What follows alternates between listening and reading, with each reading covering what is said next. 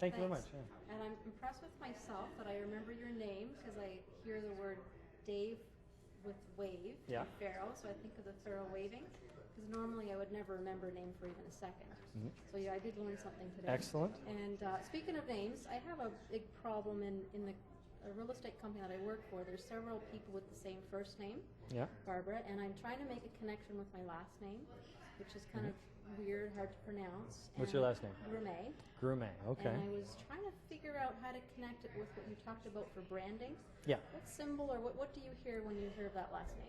Well, as I said before, slogans tend not to work, and a lot of real estate people use slogans. A lot of real estate people get into very tacky things, and what you really want to do is to distance yourself from that, but get the benefit of a brand. A brand is a picture or an icon or a symbol that represents you in some way. So you want it to represent you ideally in many different ways, both your name but also what you stand for.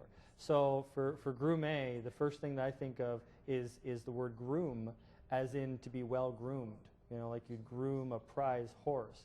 Now, you don't want to do something tacky like, you know, have a picture of an ad where you're taking a brush to a horse or something like that, but something, a small symbol that is something along the lines of a rider's cap and gloves and things like that, and adding that to some of your material, some of your artwork, putting it on little stickers and putting it where the customer signs on every document will make a tremendous difference at attaching people to your name. Now, what area of real estate are you in?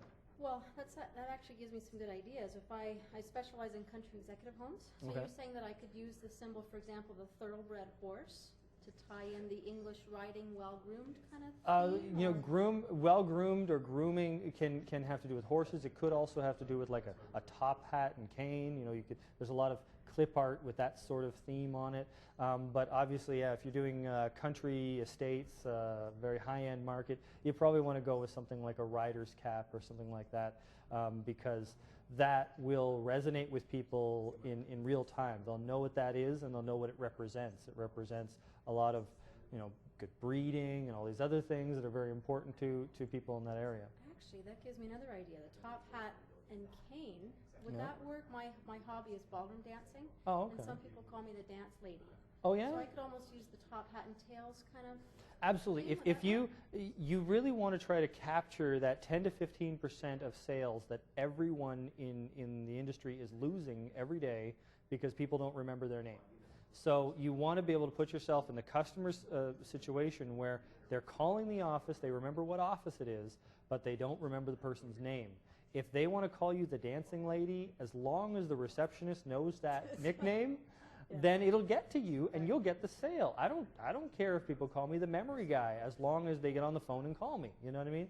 So yeah, if you want to tie in that, and then you tell people that, you know, if they ever ask what's the symbol for, says, oh well, I'm into dancing and I'm professional at it. I really enjoy it, and it has to do with my last name being groomed. It reminds me of being well groomed, so I made that tie-in. And once you say that, then every time they see that icon, they're going to know what it means, and people like to know secrets. They like to know what things mean when they see it. So yeah, I'd suggest they go for the top hat and the cane.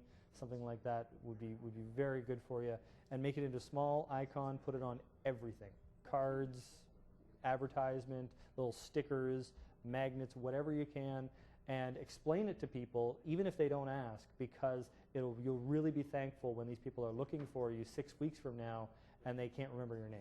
That's a great idea. So they'll go from the company logo in real estate to the personal logo, and it'll become an automatic association. Exactly. That's great. Customers usually don't have any difficulty remembering what office it is, but they have difficulty remembering the individual agent. So if you can go from the company to this individual logo that represents you within that umbrella, then you're set.